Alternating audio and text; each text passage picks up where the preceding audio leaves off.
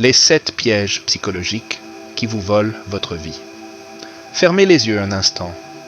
Réfléchissez à votre journée. Pas physiquement. Tout le monde peut vous dire qu'il était au travail, à la maison, en voiture. Je vous interroge sur autre chose. Où étiez-vous vraiment? Où résidait votre esprit? Dans quel espace invisible vous réfugiez-vous pendant que votre corps accomplissait ses tâches machinalement? Car voici ce que la plupart des gens ignorent. Il existe des lieux dans ce monde qui n'ont rien à voir avec la géographie. Ils ne figurent sur aucune carte. Vous ne pouvez pas les trouver en regardant par la fenêtre. Ces lieux existent entièrement dans votre esprit, dans la façon dont vous organisez vos pensées, dans les structures invisibles que vous construisez autour de votre vie intérieure. Et ils vous détruisent. Pas rapidement. Pas de façon flagrante, mais lentement, silencieusement, comme une maison qui s'affaisse sur des fondations instables. Vous vous sentez épuisé sans raison, anxieux à propos de tout, vide d'une manière inexplicable. Et vous vous en voulez? Vous pensez qu'il y a quelque chose qui cloche chez vous, et si le problème ne venait pas de vous? Et si vous viviez simplement dans un environnement psychologique inadapté? Je vais vous parler de 7 lieux qui effacent votre véritable nature. Non par la violence ou la force, mais par quelque chose de bien plus dangereux. Ils vous font vous oublier. Ils vous apprennent à renier votre propre nature. Ils vous persuadent que le masque compte plus que le visage qui se cache derrière. Le premier lieu, la galerie des miroirs. Imaginez une pièce où chaque mur est un miroir. Mais ces miroirs ne vous reflètent pas tel que vous êtes. Ils ne vous montrent que ce que vous croyez déjà. Chaque conversation que vous avez confirme vos pensées. Chaque opinion correspond à la vôtre. Chaque peur que vous portez en vous est validée et amplifiée par des voix étrangement semblables à la vôtre. Ça a l'air confortable, n'est-ce pas? C'est précisément pour cela que c'est si dangereux. L'esprit humain n'est pas fait pour vivre en parfaite harmonie avec lui-même. Il est fait pour être mis à l'épreuve, testé, stimulé comme un muscle. Quand on s'entoure uniquement de personnes qui pensent exactement comme soi, il se passe quelque chose d'étrange. L'esprit ne se fortifie pas, il se rigidifie. Il devient fragile, il devient craintif. J'ai connu un homme qui passait tout son temps avec des gens qui partageaient ses opinions sur tout. La politique, la religion, l'éducation des enfants, la façon de penser aux personnes différentes de lui. Il se croyait sage de rester avec les siens, mais il ne réalisait pas que sa capacité de réflexion diminuait de jour en jour.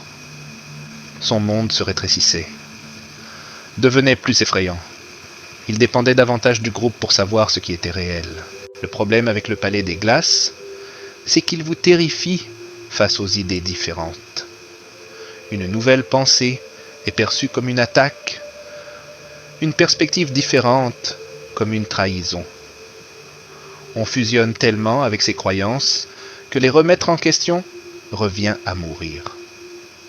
Alors, on s'accroche encore plus fort au miroir, exigeant qu'il ne nous montre que ce qu'on veut bien voir. Mais voici ce que vous devez comprendre. Lorsque vous vivez dans le labyrinthe des miroirs, vous ne pensez plus vraiment. Vous ne faites que répéter. Vous n'évoluez pas. Vous vous sclérosez. Vous ne devenez pas plus vous-même. Vous devenez moins. La solution? Recherchez délibérément les voix qui vous dérangent. Non pas pour les contredire, non pas pour les réfuter, mais simplement pour laisser votre esprit s'ouvrir. Pour vous souvenir de ce que c'est que de ne pas savoir, pour vous interroger, pour remettre en question même vos certitudes les plus profondes. Le second lieu, l'arène de la comparaison. C'est là que vous mesurez votre valeur à l'aune des réussites des autres, leur statut, leur possession, leurs moments forts. Dans cet espace, rien de ce que vous faites n'est jamais vraiment suffisant, car quelqu'un, quelque part, l'a toujours fait mieux, plus vite, avec plus d'éclat. L'arène se déguise en source de motivation. Nous nous persuadons que nous comparer aux autres nous incitera à nous améliorer. Mais observez ce qui se passe réellement. Au lieu d'être inspiré, vous vous sentez épuisé. Chaque réussite semble vaine, car elle n'est jamais aussi bonne que celle de quelqu'un d'autre. Chaque succès est immédiatement suivi de « Et eux alors ?»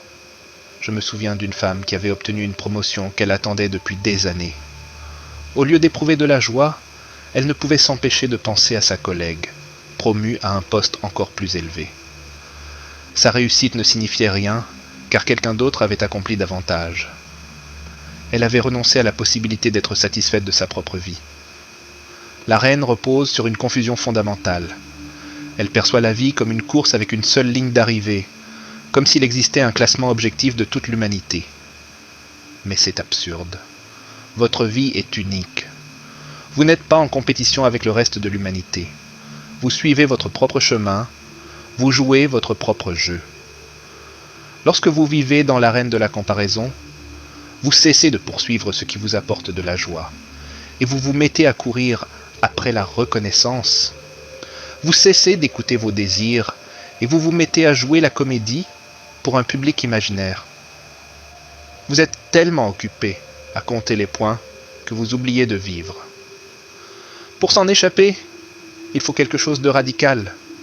Cessez de se mesurer, tout simplement. Pas occasionnellement, mais définitivement. Apprenez à faire les choses simplement parce qu'elles vous enchantent, et non pour impressionner qui que ce soit.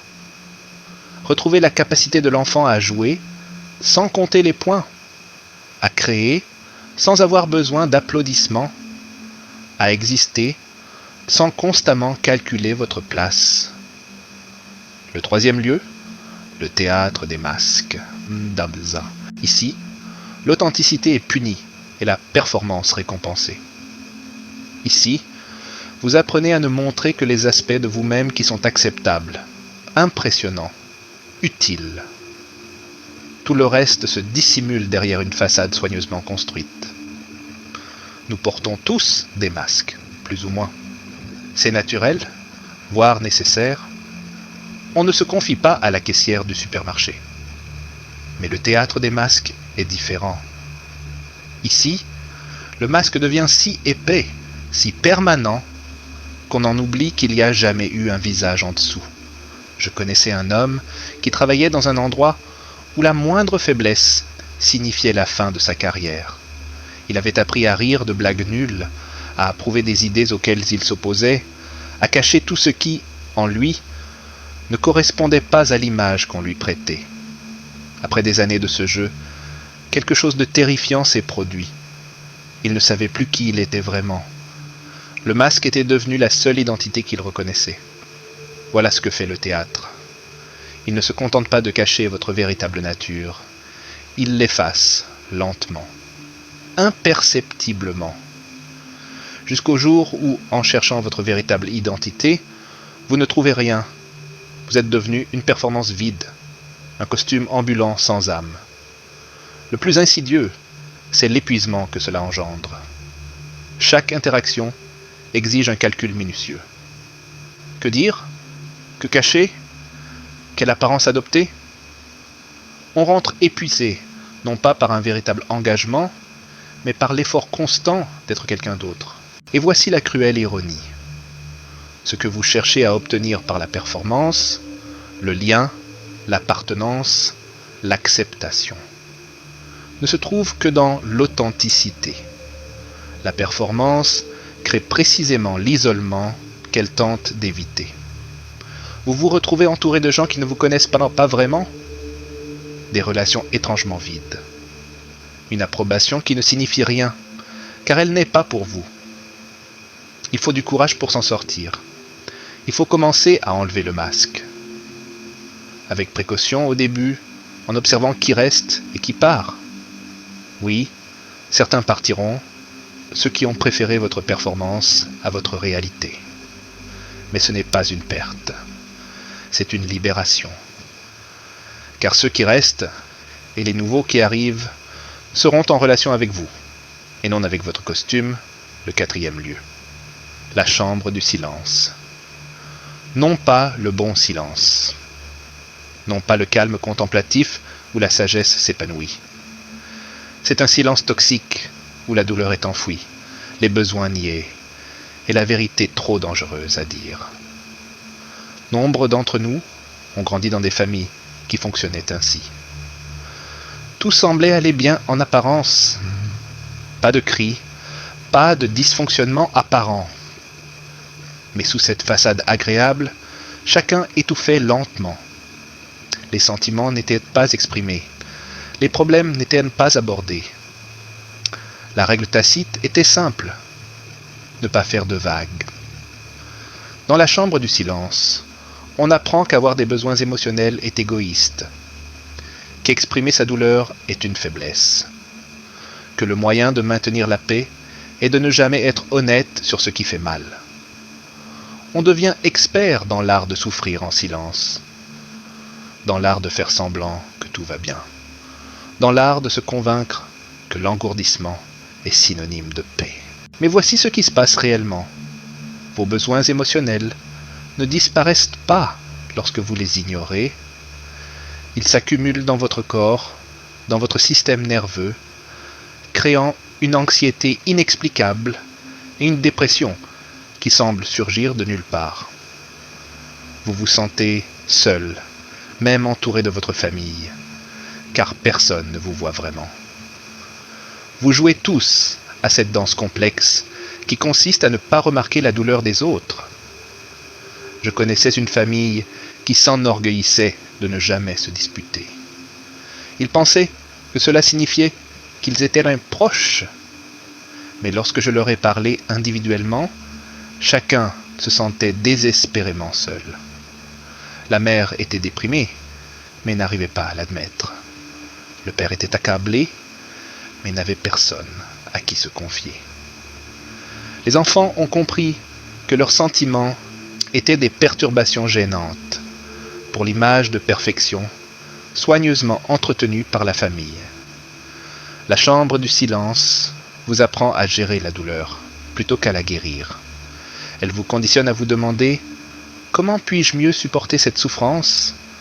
plutôt que « Comment puis-je m'attaquer au véritable problème ?»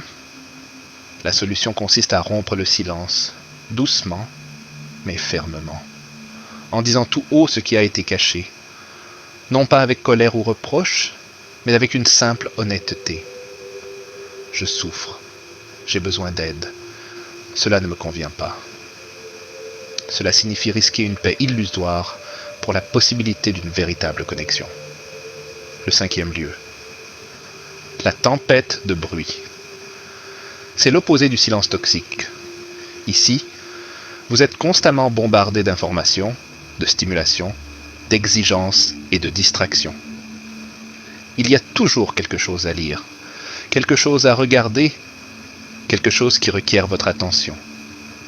Vous remplissez chaque instant de calme d'activité, car le silence vous est insupportable. Cet état existait bien avant les smartphones et les réseaux sociaux. C'est tout endroit où vous utilisez le bruit extérieur pour éviter votre vérité intérieure. Lire le journal de manière obsessionnelle pour éviter de penser à votre mariage. Vous occuper sans cesse avec des engagements sociaux pour échapper à votre propre compagnie. Remplir votre esprit des problèmes des autres pour ne pas avoir à affronter les vôtres. Ce tourbillon de bruit est séduisant, car il donne l'impression d'être productif. Vous restez informé, occupé, impliqué. Mais observez ce qui arrive à votre esprit dans cet état. Vous consommez d'énormes quantités d'informations, mais vous n'en retenez presque rien. Vous avez un avis sur tout, mais une compréhension profonde de rien. Vous êtes épuisé par cette activité mentale constante, mais vous ne pouvez citer aucune réalisation concrète. J'ai connu un homme qui lisait 3 journaux chaque matin et passait ses soirées à discuter sans fin de l'actualité. Il se vantait d'être bien informé.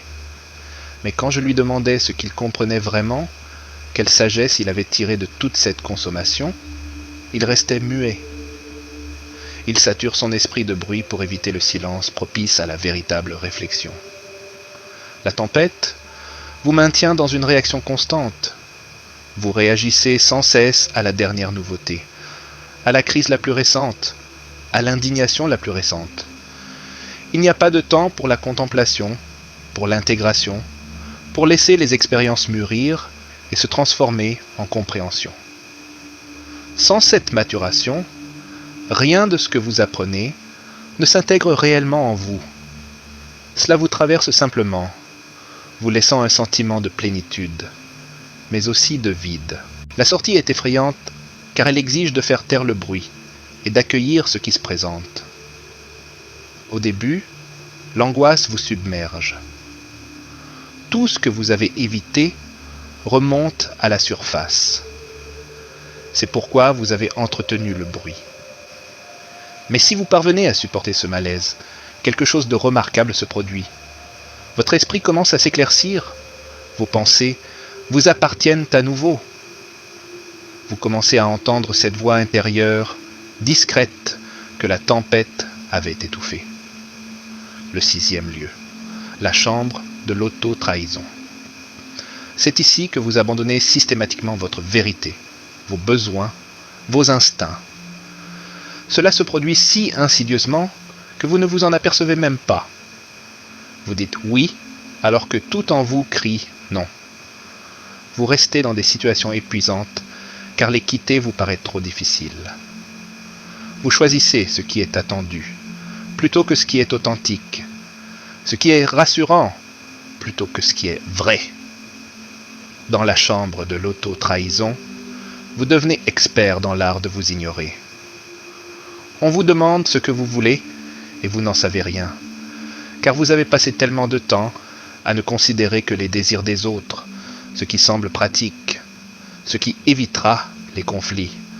Vos intuitions, jadis claires et fortes, ne sont plus que de faibles murmures que vous avez appris à ignorer.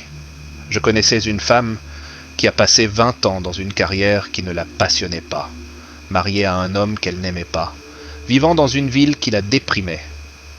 Quand je lui ai demandé pourquoi, elle a répondu que c'était la solution de facilité. Sa famille approuvait. Son emploi était stable, son mariage était solide.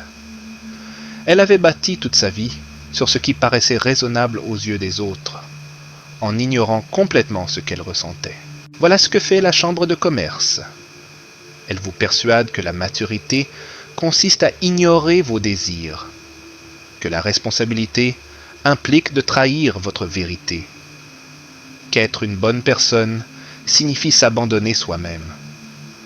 Alors vous faites 1000 petits compromis, chacun à peine perceptible, jusqu'à ce qu'un jour vous vous réveillez et réalisiez que vous vivez entièrement la vie de quelqu'un d'autre. Le plus cruel, c'est que la société récompense souvent l'auto-trahison. On vous dit mature quand vous ignorez vos besoins, responsable quand vous sacrifiez votre bonheur, altruiste quand vous faites passer les autres avant vous. Mais ce n'est pas de la vertu. C'est une lente mort spirituelle. On ne peut aimer les autres sincèrement en se trahissant soi-même. On ne peut donner ce qu'on n'a pas. La solution exige un effort qui peut paraître égoïste au premier abord. Il faut recommencer à se reconnecter à soi-même. Que désirais-je vraiment? Quelles sont les sensations que cela me procure? Quelle est ma vérité, indépendamment des attentes d'autrui? Et puis, le plus effrayant, il faut commencer à faire des choix en fonction de ces réponses. Certains seront déçus, c'est inévitable, mais votre vie vous appartient, elle n'est pas soumise à leurs attentes. Le 7e lieu, le sous-sol des ombres. C'est cet espace intérieur où vous avez enfermé toutes les parties de vous-même que vous avez trop peur ou honte d'affronter. Chaque souvenir douloureux, chaque pensée honteuse, chaque qualité que vous avez jugée inacceptable. Tout cela finit à la cave. Vous pourriez penser que c'est une bonne stratégie, refouler le négatif et se concentrer sur le positif. Mais voici ce qui se passe réellement. Ce que vous enfouissez ne reste pas enfoui. Cela se renforce dans l'obscurité, influençant votre comportement de manière incompréhensible. Vous vous surprenez à surréagir à des broutilles, à saboter votre propre réussite, à répéter des schémas que vous aviez juré de ne plus jamais reproduire. Et vous ne comprenez pas pourquoi, car la véritable cause est enfouie à la cave. Je connaissais un homme qui détestait la colère de son père et jurait de ne jamais lui ressembler. Il était fier d'être calme et maître de lui. Mais lorsqu'il eut des enfants, à son grand désarroi, il se surprit à s'emporter contre eux pour des broutilles. Il avait enfoui sa colère au plus profond de lui, croyant s'en être débarrassé. Mais elle n'avait fait que croupir dans l'ombre, accumuler des forces, jusqu'à exploser exactement comme il le redoutait. Voilà ce que fait le refuge des ombres. Chaque qualité que vous rejetez en vous ne disparaît pas. Elle s'enfouit et prend le contrôle de votre vie depuis votre inconscient. Vous jugez durement les autres pour des traits que vous craignez secrètement chez vous. Vous attirez des situations qui vous forcent à affronter ce que vous avez évité. Vous êtes littéralement possédé par les parts de vous-même que vous refusez de reconnaître. Mais voici le plus remarquable. Le refuge des ombres ne contient pas seulement ce que vous craignez. Il recèle aussi une force, une créativité et une vitalité immense. Cette colère que vous avez refoulée pourrait se transformer en un engagement passionné une fois que vous l'aurez affrontée. Cette tristesse pourrait devenir une profonde empathie. Cette honte pourrait se muer en une compassion intense pour ceux qui souffrent. La sortie exige une descente. Non pas l'évitement, ni le déni, mais le courage de descendre dans l'obscurité avec une lumière et de voir ce qui s'y trouve réellement. Ne pas la juger, ne pas la combattre, mais simplement la reconnaître. Oui, cela fait aussi partie de moi. Et dans cette reconnaissance, l'ombre perd son pouvoir de vous contrôler inconsciemment. Vous retrouvez votre intégrité. Vous êtes intégré. Vous n'êtes plus en guerre contre vous-même. La voie de la sortie. Nous y voilà. 7 lieux qui détruisent votre véritable nature. Le palais des glaces, qui vous rend rigide et apeuré. L'arène de la comparaison qui dévalorise vos réussites. Le théâtre des masques qui efface votre visage authentique. La chambre du silence qui enfouit votre vérité. La tempête de bruit qui étouffe votre voix intérieure. La chambre de l'auto-trahison où vous vous abandonnez peu à peu et le sous-sol des ombres où vous vous cachez de votre plénitude. Mais reconnaître ces lieux n'est que le début. La question est maintenant, comment en sortir ? La réponse est à la fois simple et terrifiante. Vous devez prendre conscience. Vous devez regarder honnêtement où vous êtes. Non pas là où vous prétendez être. Non pas là où vous aimeriez être, mais là où vous passez réellement votre temps psychologique. Dans quel lieu passez-vous vos journées ? Il vous faut alors commencer à les quitter, pas d'un coup, pas de façon brutale, mais progressivement. Commencez par limiter votre temps passé dans les environnements toxiques. Posez des limites aux personnes qui exigent que vous portiez un masque. Créez un espace de silence où votre voix intérieure peut s'exprimer. Faites de petits choix, guidés par votre vérité intérieure, plutôt que par les attentes extérieures. Entamez le lent travail d'intégration de ce que vous avez enfoui au plus profond de vous-même. Cela ne vous rendra pas populaire. Les personnes qui se sentent à l'aise dans ces lieux se sentiront menacées par votre départ. Elles vous traiteront d'égoïste parce que vous posez des limites, d'étrange parce que vous êtes authentique, d'asocial parce que vous avez besoin de silence, d'irresponsable parce que vous suivez votre vérité. Laissez-les faire. Votre liberté vaut bien leur inconfort. Et voici ce que vous découvrirez de l'autre côté. En quittant ces lieux dangereux, vous ne vous sentez pas seulement mieux. Vous devenez différent.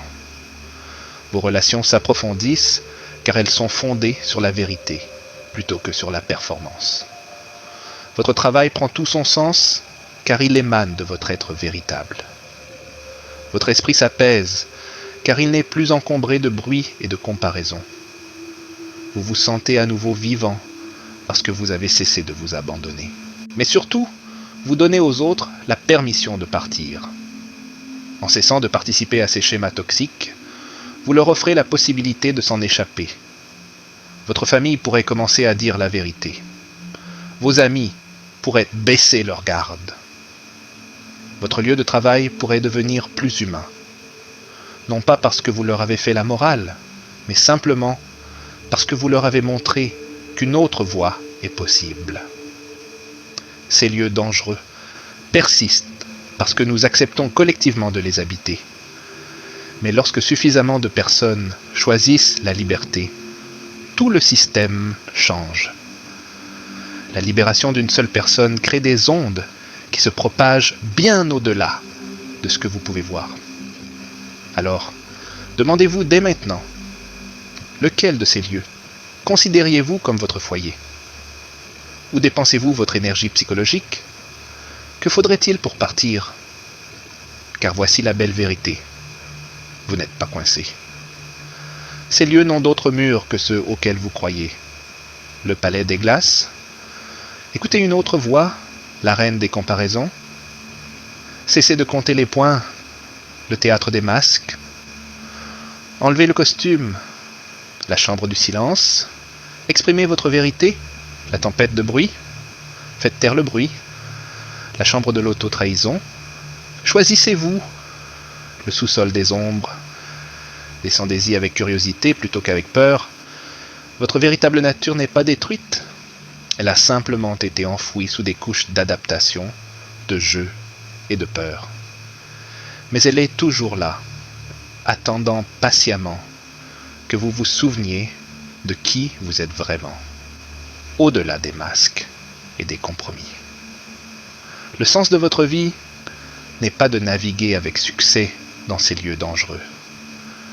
Le sens est de les reconnaître, de les quitter, et de découvrir ce qui demeure lorsque vous cessez de vous défendre, de jouer un rôle ou de vous cacher.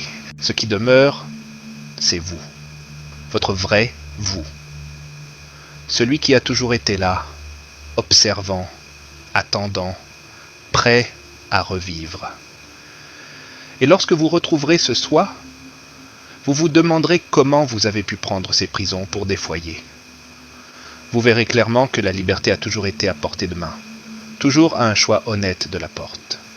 La porte n'a jamais été verrouillée, vous aviez simplement peur de l'ouvrir. Mais maintenant, vous le savez. Les 7 lieux dangereux existent, oui, mais la sortie aussi.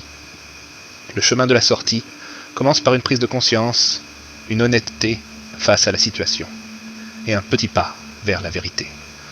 Pas demain, pas quand les conditions seront parfaites, mais maintenant, toujours maintenant. Voici votre invitation, non pas à la perfection, non pas à un accomplissement lointain, mais au simple fait de revenir à vous-même, à vivre en harmonie avec votre être profond plutôt que par peur, à suivre votre propre musique plutôt qu'à danser au rythme de quelqu'un d'autre. Les dangers seront toujours là, offrant leur faux réconfort et leur prison familière. Mais vous n'êtes pas obligé d'accepter cette invitation. Vous pouvez choisir autrement, vous pouvez sortir du labyrinthe des miroirs et engager un dialogue authentique. Vous pouvez quitter l'arène et poursuivre ce qui vous apporte réellement de la joie. Vous pouvez retirer le masque et prendre le risque de vous montrer tel que vous êtes. Vous pouvez briser le silence et dire votre vérité. Vous pouvez faire taire le bruit et vous écouter. Vous pouvez cesser de vous trahir et commencer à honorer votre intuition. Vous pouvez descendre au plus profond de vous-même et intégrer vos parts d'ombre. Ce n'est pas un travail facile, mais c'est le seul qui compte. À quoi bon passer sa vie dans ces endroits? Quel est l'intérêt de survivre si l'on s'est perdu en chemin? Votre véritable nature vous appelle, non pas d'un futur lointain, mais d'ici et maintenant, sous toutes ces couches de protection et de façade. Elle attend que vous vous souveniez. Elle attend que vous rentriez à la maison. La question est, répondrez-vous ?